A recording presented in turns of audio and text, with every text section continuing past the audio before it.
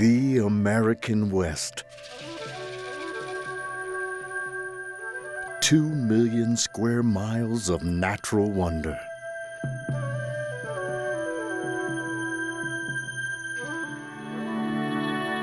Before airports and interstates and railroads, men and women dreamed of going west, and industry and technology paved the way. From the dreams and the drawing boards came the railroads, traversing the plains, climbing the Rockies, and beyond, across the Grand Canyon lands and into the great American desert basin. These trains tamed the West and closed the 1,000-mile gap between the Mississippi and the Sierra Madres. Brave men and women built this magnificent engineering achievement, and with it, the great cities of the American West. Once, there were thousands of trains crisscrossing America. Today, a few hundred remain. And we can relive the experience, remember how we got here and why we came.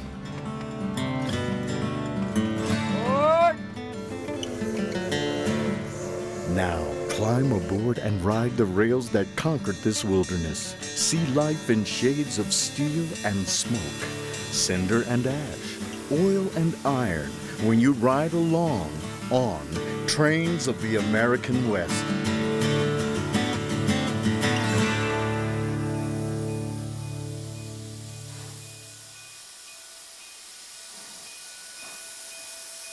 For over 100 years, these iron horses have handled the heavy work, and dedicated hostlers, boilermakers, and machinists have worked hard to keep them running. Every day, in the early morning hours at the world-renowned steam shop of the Grand Canyon Railway, work continues much as it has for over a century.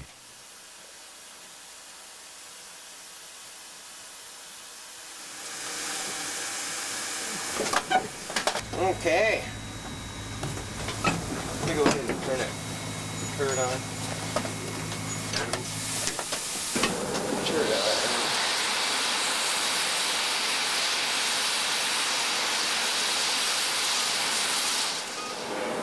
We got our water down to what we want it, so we're ready to fire it up. He'll throw that in there, shut the door, turn on his fuel and atomizer. We'll bring this fire up slowly. Don't want to build pressure too fast. My name's Marcus Petropoulos. Well, I'm a hostler and a boilermaker, welder. I started as a welder here and working on the boilers back in 1989. And I started boilermaking in '74. But anyway, I seen there was a good job here working for a steam line. I didn't know anything about locomotives or cars or anything, to tell you the truth. I just knew about boilers. A boiler is a vessel. You know, you got water inside, you're heating it, you're boiling the water, you're capturing the steam, and you're going to use that steam to move something. In this case, it moves this locomotive, which pulls the train, which takes the people back and forth to the canyon.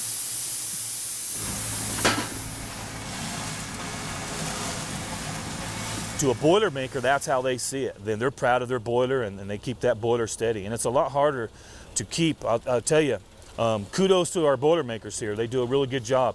It's really hard to keep a boiler that's on a rigid frame and that's constantly stretching and contracting with the heat and keep it from leaking, keep the pipes from breaking, and it's a constant challenge.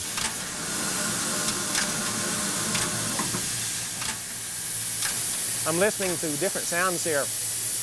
When you're around a steam engine, you should listen to everything.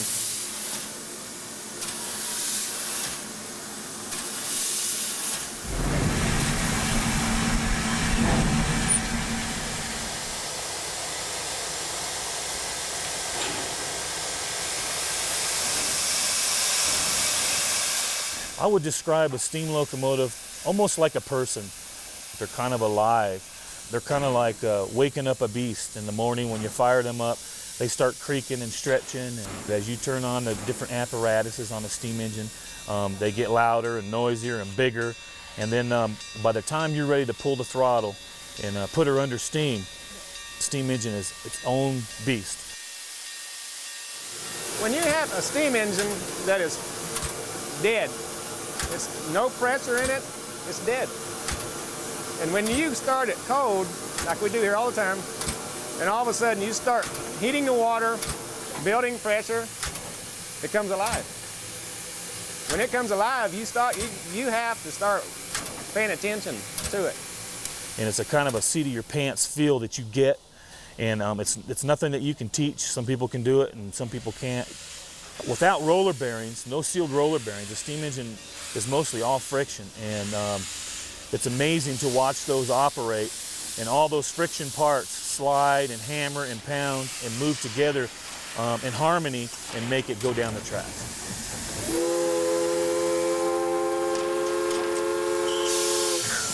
Down and clear, clear back 20. This engine here is kind of a lightweight to me. If I remember, it's 160 tons. This operating pressure, 200 pounds of pressure on the boiler per square inch. And if we're pulling up grade, 3% grade, it can get up to 675 degrees.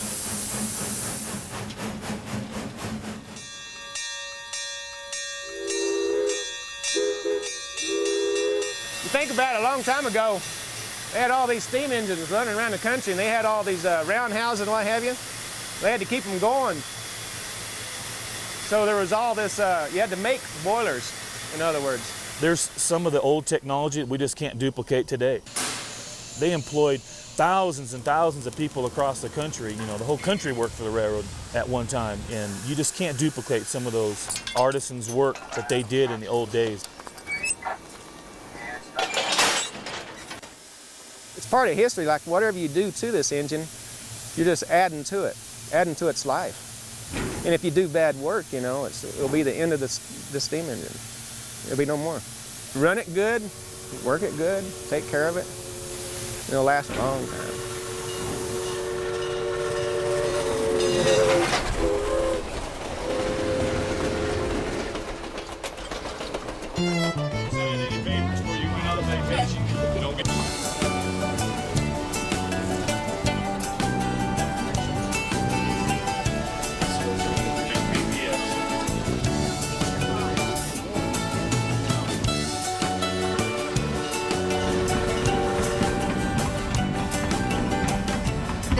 First time to the Grand Canyon. We've traveled about 2,000 miles in the car, and to have somebody else do the driving for us for a couple of days is an excellent way to travel.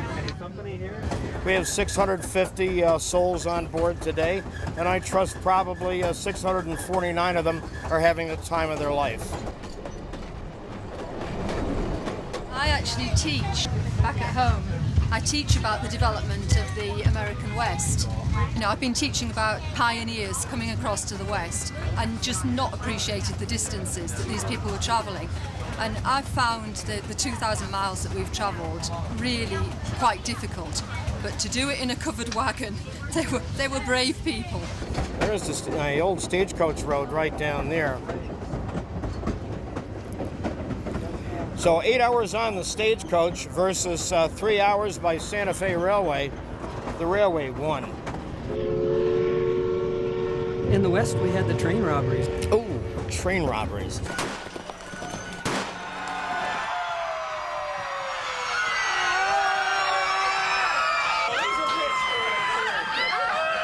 What in the world is it? Look, it's them mail order women from Sears and Roebuck. It made riding the train an adventure. Who knows, you could be the one getting held up today. 4 months a year, the railway does run steam engines. We do that in June, July, August, and September. Now, it costs the railway about $750,000 more every year to run the steam power those 4 months. But the people really seem to enjoy it.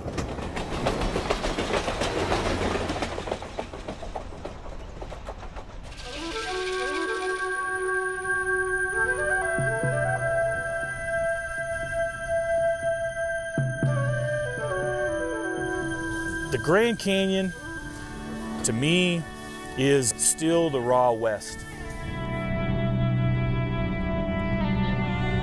There's places you can go out there that's so quiet and beautiful, and you have elk, mountain lions, bears. There's everything there. It's an awesome sight to behold. I love the West. It's unbelievable in every way. Every time I looked, I felt like, I can't believe it.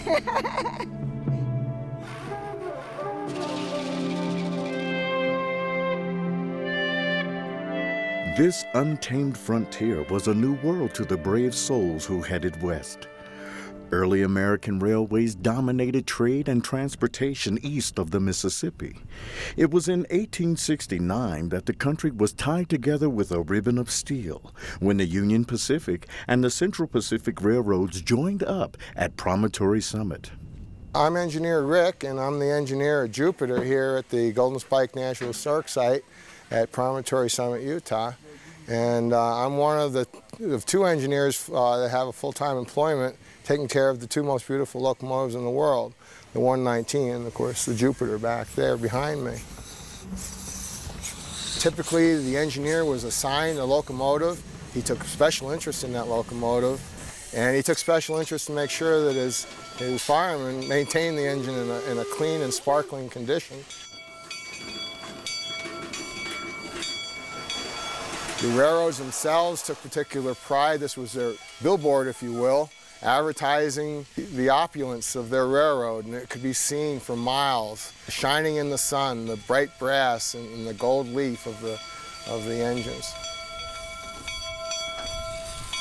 Today I'm one of a group of volunteers that are doing the reenactment of the driving of the Golden Spike. As well as you spectators gathered here await as the drama of men's on this 10th day of May, 1869.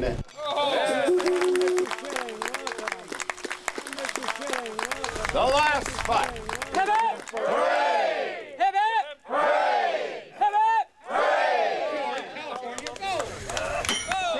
Hooray! Last hammer blow on the spike was signaled across the country on Western Union telegraphs. Final bulletin. Promontory Summit, Utah, May 10th, 1869. Mr. President, the last rail has been laid, the last spike has been driven, the Pacific Railroad. This was it. This was the biggest construction project that the country had ever seen. A lot of people don't get it. They come out here and they say, it's Disneyland, you know, entertain me, you know. It's not Disneyland. It's not a somber site, it's not like a battlefield, but no less significant as Gettysburg or any place else. This is where history was made. It's a place where things haven't changed in 130 years. I often sit on the back in the gangway and look out across the mountains, and I'm there. It doesn't take much. You feel it, and you can imagine what an excitement was here in building this railroad. The completion of the Transcontinental Railroad was a grand technological achievement, the space shuttle of the 1800s, and it changed America and changed Americans forever. Before the Transcontinental Railroad, everybody that went west in a covered wagon took their lives in their hands. 1 out of 10 never made it across the country in a wagon train. It were the middle class and the wealthy that went across the country. It cost, believe it or not, at that time, $2,000. Poor people didn't go.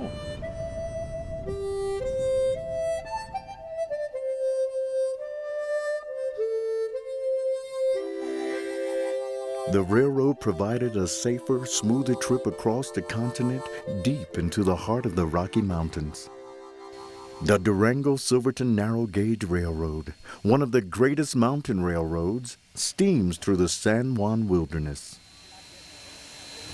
There's the whiff of coal smoke in the air of engine oil and everything getting ready.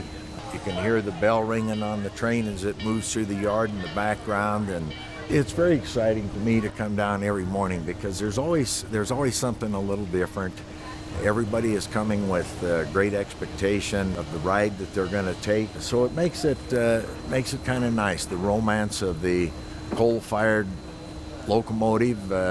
Everybody loves to see the smoke coming out of the stack and hear the chugging of the engine, and so they get a chance to do that in the yard before they get on the train to actually take the ride up to Silverton. It's great because people from around the world come to ride this train. Wir kommen aus Deutschland, in der Nähe von Köln, und wir sind mit A&R Organization und wir freuen uns, weil das Wetter ist very good.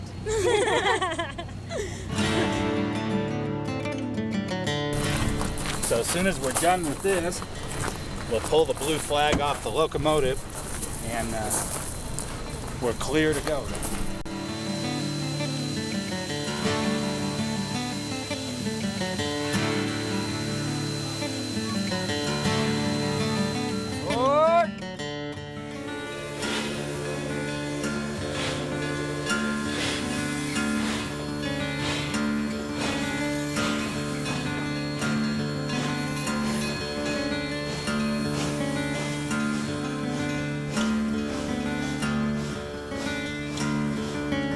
Well, the Durango and Silverton Railroad is definitely a major railroad. We have schedules to meet. We have a dispatcher up in the dispatch tower. We have 3 or 4 trains. Next year they'll probably run 5. It goes from here, of course, to Silverton.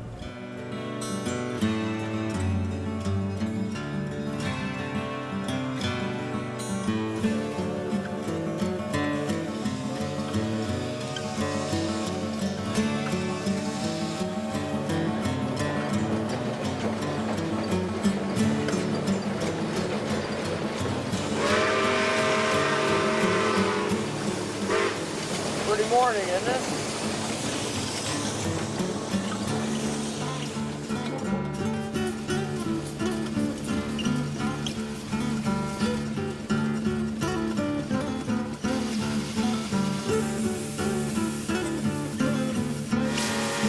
We're riding on locomotive number 473.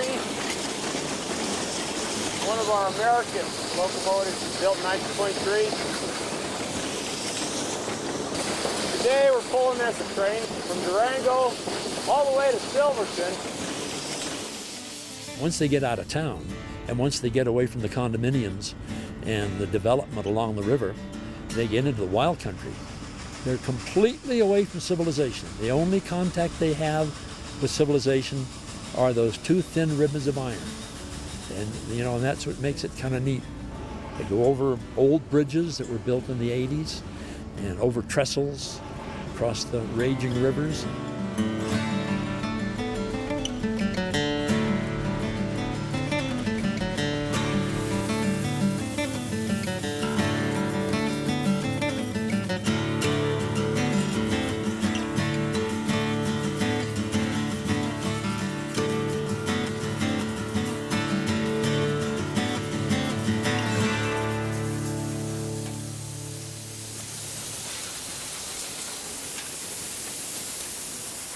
What we call the High Line, where people look down at that 350 feet below at the wild raging waters of the Animas River and want to kind of move over to the other side of the car.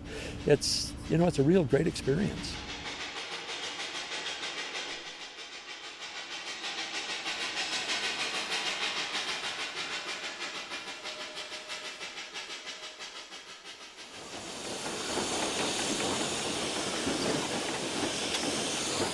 I just like to try to imagine what those guys 100 years ago were feeling and seeing. They were doing exactly the same job, and they were looking at basically the same scenery. I just like to think about them from a humanistic point. Were they thinking about going downtown, chasing the girls, having a few, or were they worried about the wagon wheel that was broken, things like that? They were doing the same thing. I think people love to live in the past a little bit. I know I do.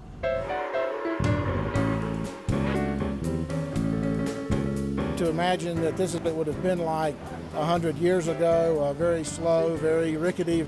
Rocking back and forth, I think to maintain a train like this is a way of connecting the past with the future. Quite often as you're looking out, you can feel cinders and water from the steam getting on your face and clothes and everything else. Having the smoke in your face is part of the whole experience. You can't come in your best coat and tie here. You've got to be willing to get off the train, and at the end of the day, you're ready to get into the shower and get the experience off of you. You're traveling back in time. This is exactly what it was like in 1882 when this railroad was first operating.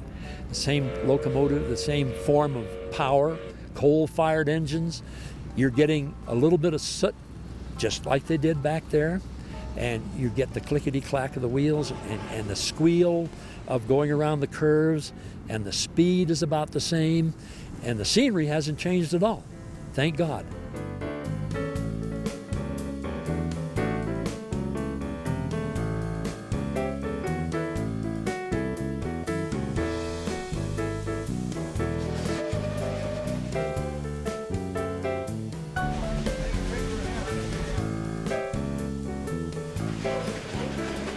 The type of ride that this offers is unique. I went on Amtrak one time in New York, but you didn't have the feel. You couldn't stick your head out, you couldn't feel the weather, you couldn't feel what the train was doing. It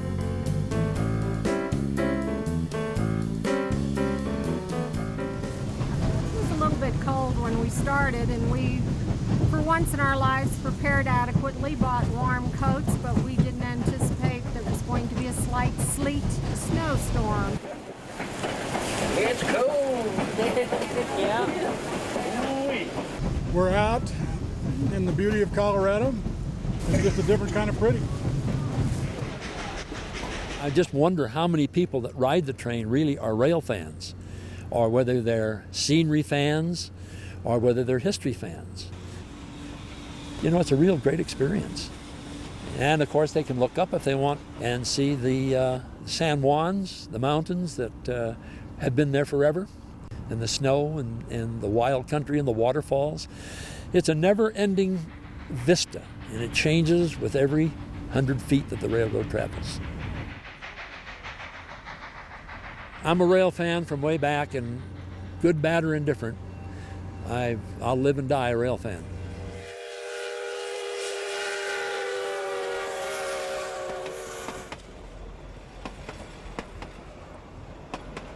Running right alongside the steam engines of the D and S and G are the galloping geese of the old Rio Grande Southern.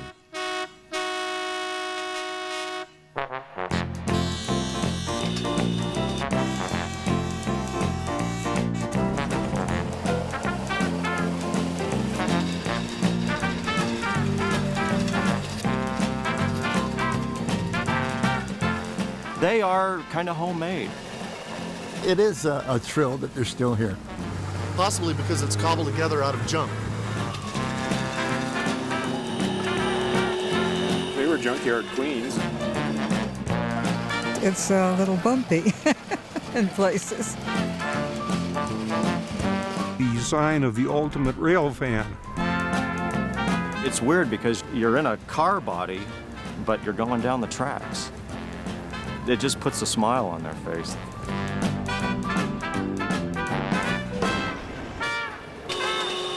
They see that thing and they're like, you know, that is a weird looking unit, but it's cool, and it is. People that have not seen it do not believe anything like this exists, and yet it does, and it's real. In Durango, there were two railroad companies that operated out of this town, and the Rio Grande Southern came into existence in 1893. That's when the line was opened between Durango and Ridgeway. The Geese were indigenous to just the Rio Grande Southern. They are really a one-of-a-kind motorized rail car. The Geese were built in the 1930s. The Rio Grande Southern was in bankruptcy, and in order to keep the baggage and mail and some passenger service open on the line, they built those Geese. There were no drawings of these things. The guys that built them originally, it was chalk on the floor. You use whatever parts you can get out of the junkyard. This one was Buick, and the next one was Buick, but they added a whole bunch more parts. And then they started using Pierce Arrows. Then they used Pierce Arrows that had Ford engines in them. They did things that no one had done before. That the pundits would say, you can't do that. That won't work. And they just went and did it. And there were a lot of wrecks on the Rio Grande Southern. And that was why the Geese were so successful. Even though the track was rough, Mother Nature dealing them blows, these geese were able to get through that stuff a lot easier than a whole train would be able to. Riding on a goose, they were easier to operate. They didn't require a big crew. It was just one man running the thing. He was the brakeman, the engineer, and the conductor all in one person. And that's why that was such a successful machine. I rode the Galloping Goose today from Silverton down to Elk Park, and I wasn't quite prepared for the smooth ride because it used to toss you from pillar to post and up and down. Here it's riding over a beautifully maintained railroad right-of-way, smooth, can get out and move, and I don't know, we just missed the bounce and jar and jerk and the motorman dozing off. And those flags waving are just beautiful. I don't see how you could say the little engine in this little engine that could is machismo at all. It's more like we're amazed that it makes it. There's definitely a subculture of people who seem to appreciate the goose more, or all of the geese, more than any of the other narrow gauge equipment. And I found out riding the Eureka last year that there's the other subset that doesn't quite understand that, doesn't understand the fascination, would much rather be on one of the wood or coal burning locomotives. My toy isn't as big as everybody else's, but I'm having more fun.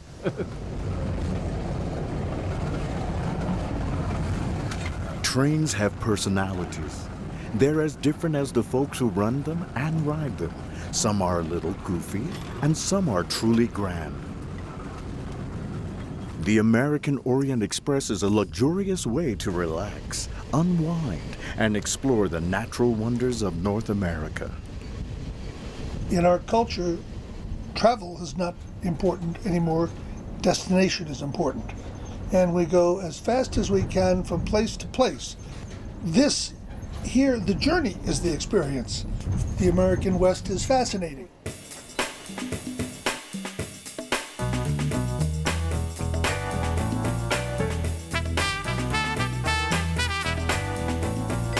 If trains have a spirit or a personality, this one is carefully crafted to have one.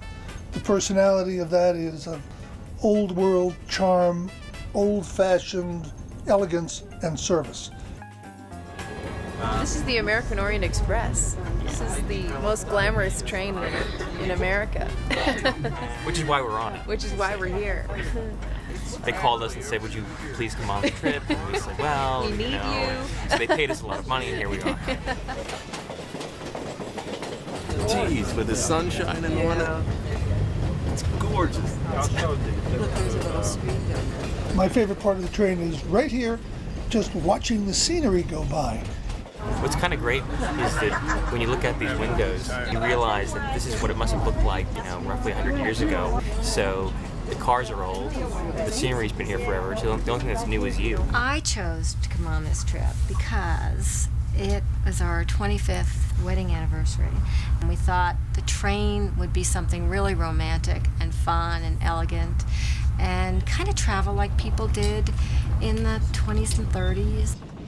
Everything has to be just right. There are no exceptions to that. Thank you very much. It's a pleasure to have you folks. I'll give you a few minutes to look over your menu, and I shall return momentarily. I'm Daniela Cole, and I'm the executive chef on the American Orient Express. We do a 5-course menu at night. Our entrees that we're having on the Orient Express tonight is the New York steak, crab stuffed salmon, and we also have the Chilean sea bass with the pineapple salsa. A lot of the challenges that we face that aren't faced in a hotel. We lose power occasionally. A lot of times we'll run out of water. That's a real special problem. Whew. Well, I'll tell you this, you cannot make a creme brulee when the train is moving. I learned that the hard way. You're experiencing the challenges of training life right now. Just when you're trying to prepare meals and cook them, serve them at the train's moving can be a real challenge. The presentation is just beautiful. It looks like a work of art. You're made to feel pampered in every way, and it's just blissful. We are kind of a luxury liner on one way and an upscale safari on the other. It's nice to be reminded of how you're supposed to be treated. And it makes you feel good, you know, and it makes you love the people. It makes you love everyone. It's wonderful. So we're full of love on the train. It's the love train.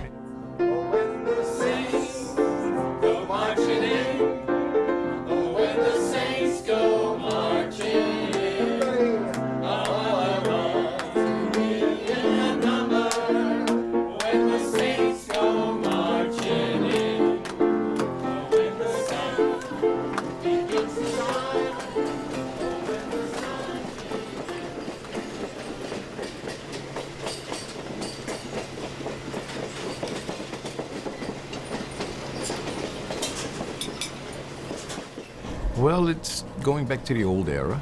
It's a place where you want to leave your laptops at home, your cell phones, your beepers, and just kind of enjoy yourself and enjoy your trip and get regenerated.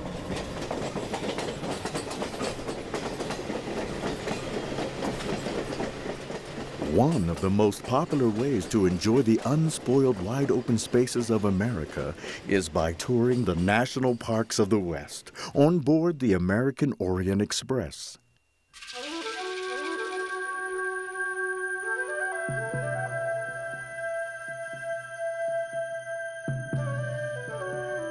People in the West may take this as being interesting, but this is as exotic to us as the plains of Africa.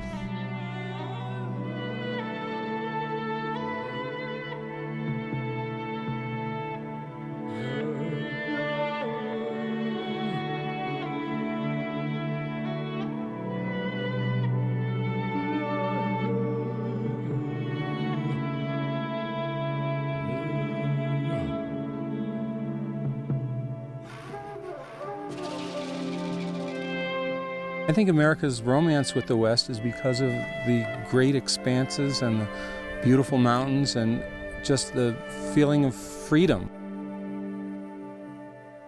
This is going to be preserved, and generations from now, people will be able to stand right here and look at the same mountains and feel the same awe.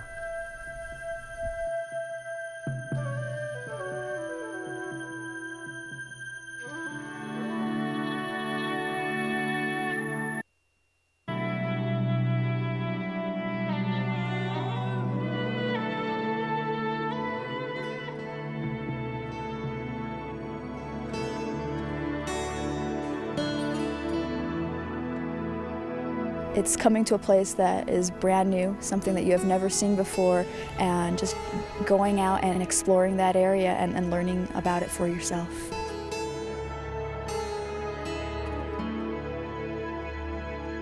I think trains made this area and made the West much more accessible than they were in the past. Trains are what connected the East and the West. Trains get in your blood and run in your family.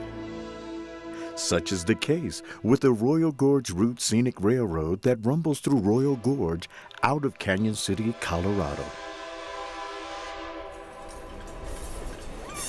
Every kid plays with trains when they're growing up, and then you grow up and you get to play with a big train like this, and while you're doing it, you kind of sit back and think, man, I can't believe I'm actually doing this around here.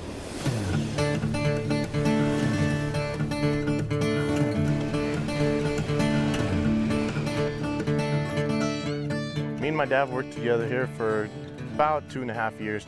It's really good to see your dad doing what he does best, and trains is definitely what he does best. We go through probably the most picturesque canyon in southern Colorado and probably in the world.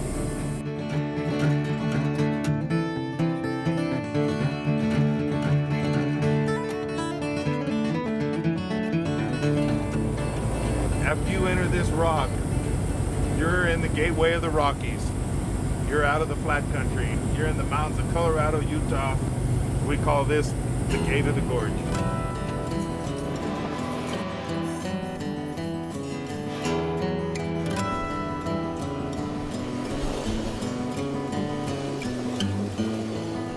have 27 years experience. This is the only job where I really, truly feel like a railroader. We're getting into the high gorge now. This is the part of the gorge where it's really going to get steep, close to the water, close to the rocks. The curves are tight, so the train has to work a little harder getting up. It's a little harder coming down too. When it's snaking through that gorge, and you're wondering how could that thing follow that engine through there with all that precise movement. What I call my girls, they're the diamonds in the rough. I mean, when they come through that gorge, they're glistening. It almost looks like they're dancing down that rail.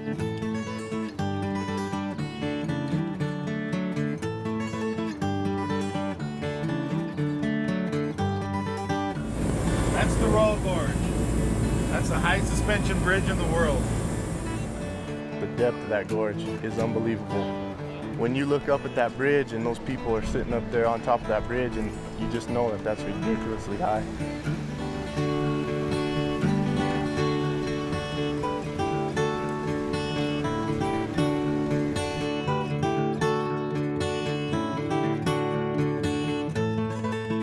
I wish I had a camera on top of the open cart, so every day I could take a picture of the crowd with their mouth open or pointing and even waving up to the people at the bridge. Yeah, I suppose if you looked up there long enough, you'd probably get a crook in your neck. We're very proud of our railroad. Every employee here, they act like they have their own little piece of this thing. There's more people that like trains around here than NFL football teams. About the biggest question I get asked is, how do you get paid for this job around here? Well, I retired out of another industry after 38 years. I'd always been interested in railroading and got tired of running my railroad around the Christmas tree, so I decided to do it for real. And this has become a part of my life. You know, I live for this. I've been up here close to 1,000 times and I never get tired of it. The last time this passenger train come through this gorge, my great-grandfather was a conductor on the train. So it's kind of a sentimental coming through the same rocks that my great-grandfather did years ago. Brad's taken a genuine interest in it. I think he's proud of what he does. I think he's proud of what he sees. And I think he's real proud when people come up to him and tell him what we have here. It makes us all kind of just cherish it a little bit more. Dedication and perseverance have preserved the last remaining tourist trains in America. Those that survive are the lucky few, like the Ghost Train of Ely on the Nevada Northern Railway.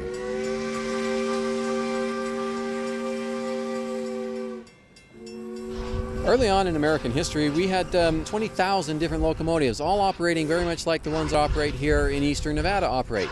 It's a coal-fired steam train. Coal is the fire. You add water to that, you create steam, and then the steam becomes what allows the power to move forward. The significance of those trains are that most of those trains are gone today. Probably less than 200 of those still exist in the country. To give you an indication, the closest large city to Ely is Salt Lake City. It's 240 miles away. If you were trying to bring something here by wagon, that took you 12 days. You could bring it here by train in about 12 hours.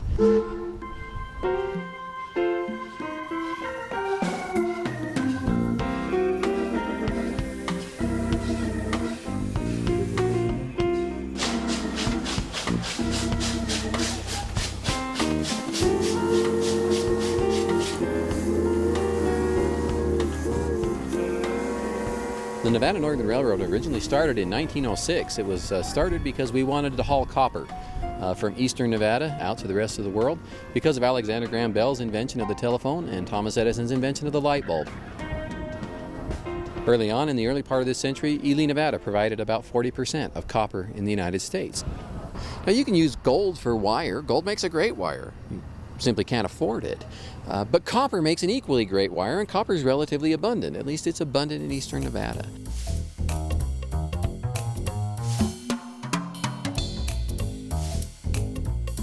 This complex is the best preserved short line in North America, and we're located in East Ely, Nevada, probably the most remote community of its size in the 48 continental U.S. In the 70s, when Kennecott Copper Corporation found it profitable at that time not to dig any more ore. They shut down the operations, and most of the workers thought that it was a temporary situation. They laid down their tools, walked away, and as a result, everything here is frozen in time.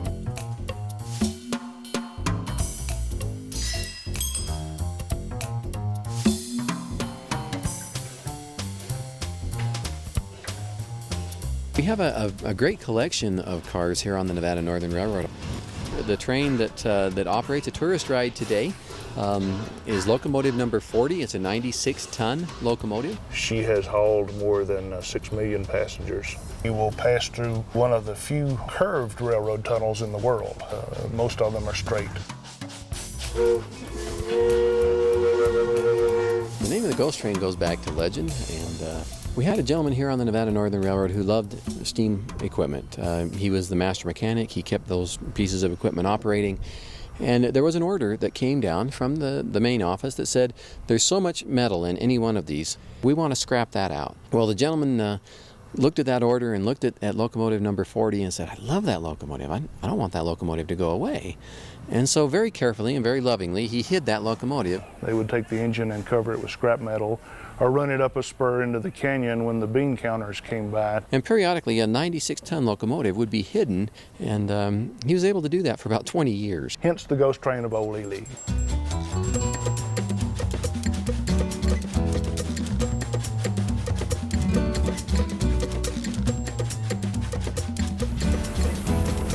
Okay, this is a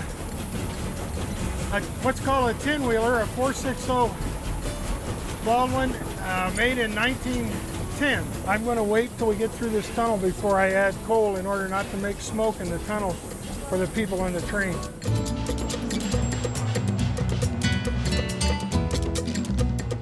I live in a household of train buffs. To me, in just such a short time that we've traveled, that's been fascinating to see that there's this many places in this short of space that people worked and struggled and died for to be able to get this mining industry to what it is today. The Liberty Pit, the largest hole in that area, measured about 1.5 miles long by nearly 3/4 of a mile wide and about 1,000 feet deep. There was 14 miles of railroad track inside that one hole. Without the train, we still would have the richest copper mine in eastern Nevada. Nobody would know it, nobody would mine it, because you couldn't get the copper out. But with a train, you could do that.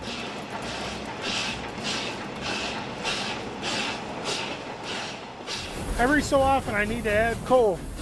He's using steam, I need to keep replenishing it. I look at the stack to tell me how the fire's burning.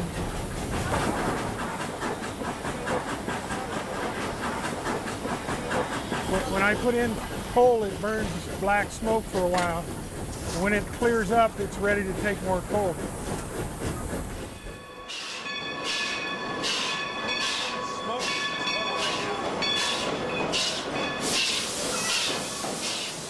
If we could stay on a train forever, I'd be the best mom in the world. I like the history, the uniqueness of all the equipment we've been able to save here at Nevada Northern. It's a capsule in time. It is central to the economy and the culture and the livelihood, not only of eastern Nevada, but the entire West. The builders of the Western railroads faced adversity at the bend of every river, at the rim of every canyon, over every forest ridge and every mountain pass. Just west of Denver, an engineering marvel known as the Georgetown Loop Railroad winds through the canyons from Georgetown to Silver Plume and back 6 times a day.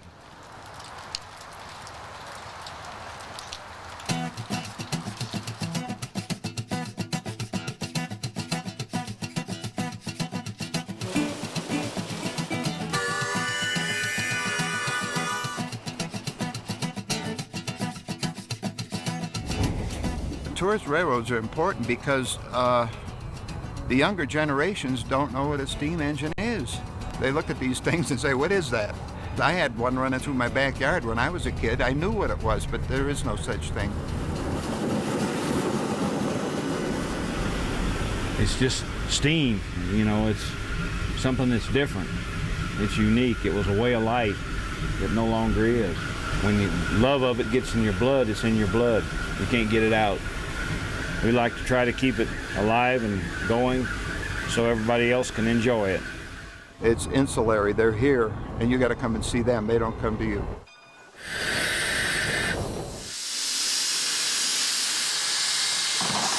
We operate approximately 3.5 miles of track running between Georgetown and Silver Plume. The two towns sit only 2 air miles apart, but they differ in elevation by over 600 feet.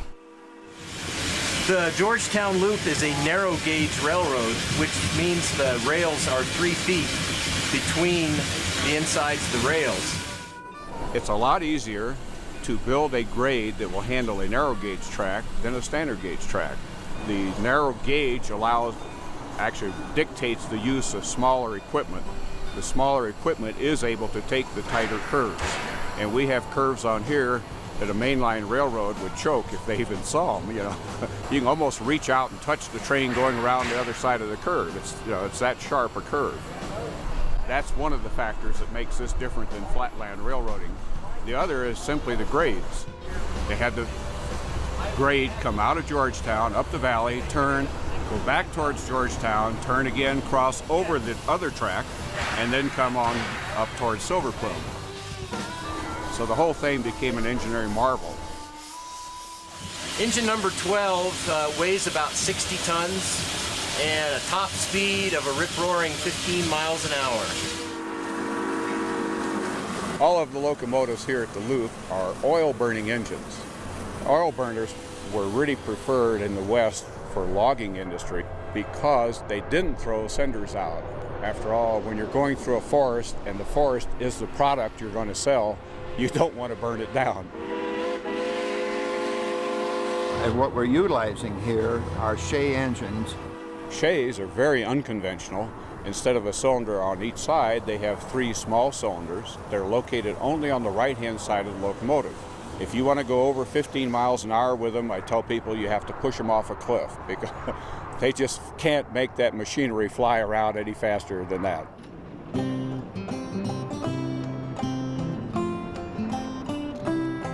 I work as a shop foreman. I do machining on obsolete parts that don't exist anymore. You need to be creative because there's no blueprints, and you got to see if you can find the part that got lost and make another one like it. These machines were built to last forever. You got to keep an eye on them, or they go goofy. I mean, you got to keep watching them, and you got to anticipate things going wrong. It's nuts and bolts and oil and grease, and check them over every day. As long as you maintain them, they'll keep running. Because people of my age grew up with railroads running by steam-powered trains, there's a huge amount of nostalgia now associated with them. When you hear the steam whistle on the engine blow, it just really does something to you. It tugs at everybody's heartstrings because they know it's a lost thing. It's something to behold before it goes away.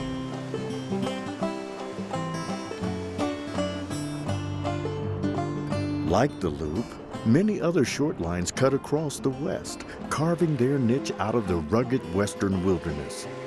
Diesel or steam, fast or slow, it's all the same when you step off the platform onto the train and back in time.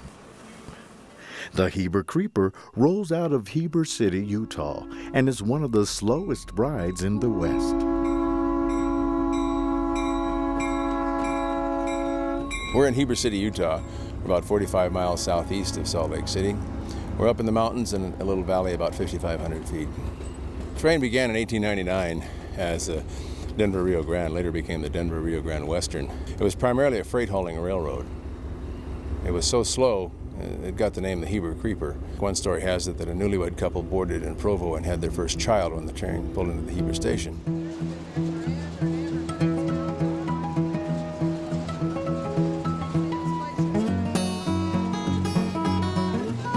Right now we're in the Provo Canyon. It's a beautiful canyon. We have the Provo River right here to the one side of us, and we're just taking it nice and easy today.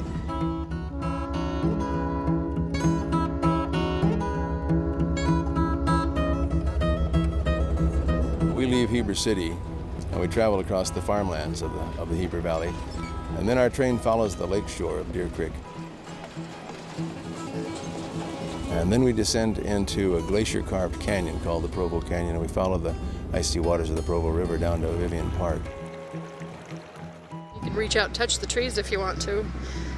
Get really close to the river and watch everybody fishing. And when you're on the road, you can't see that. Actually going over the Provo River here, you can look down. It's really nice. Sometimes you can see some fish lollygagging around here in the side of the river. It's the part I look forward to more than anything else right now. I go down to the bridge, take my clothes off, I jump in the river to cool off. Every Sunday, my Sunday baptism. I come down here and just take a break from it all and let the engineer know that Mike the conductor's going to take a dip in the river.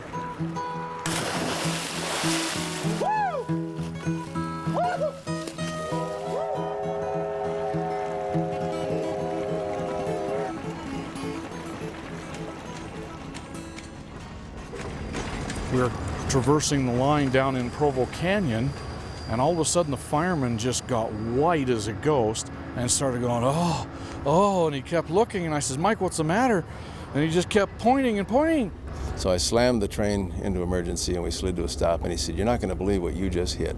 And some fella had just bought his brand new boat and was taking it up to Deer Creek to try it out.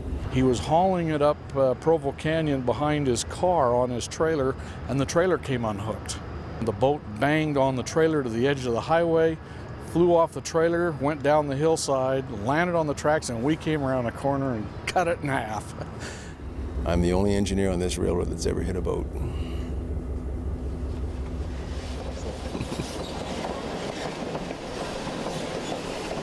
The trainmen used to sit up in the cupola and watch for smoke coming off the wheels. Kids just like it. It's just like a tree house. It's kind of a little hut. We have to put a time limit in the cupola because the kids stay up there forever, and not just the kids, but adults.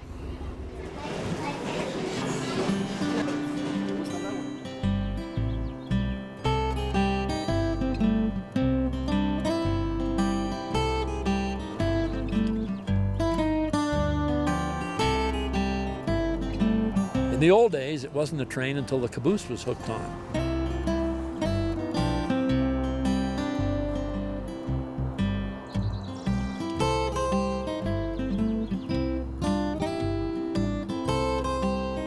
Cabooses have always had a charm.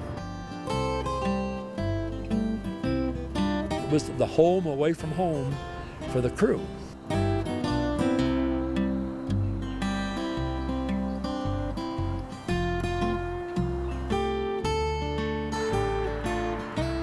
They had their stove, they had their bunks. Conductor had his desk that he did all his paperwork on. There are lots of names that were given the caboose: the shack, the crummy. They called it a cabin car. The caboose came in, and really nobody really knows where that name originated. When I grew up, cabooses were as common as a locomotive, and now they are a very rare thing. The caboose was something that was really nostalgic. It was really romantic. Everybody loved the little red caboose behind the train.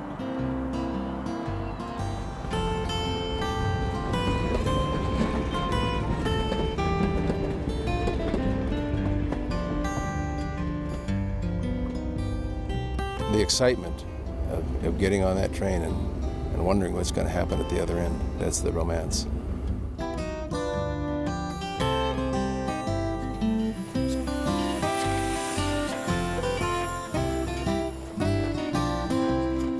You know, there used to be a saying at Golden Spike. They'd come up and they'd look up the engine and they'd say, "Boy, how do I get your job?"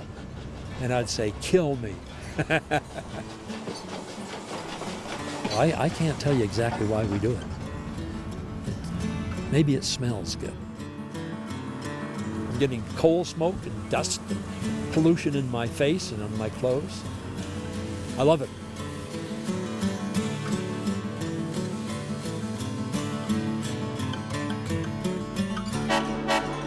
I'm a rail fan from way back, and good, bad, or indifferent, I'll live and die a rail fan. We always used to say that Bob Doty, when he dies, is going to get cremated and his ashes are going to get thrown in the firebox of the 119.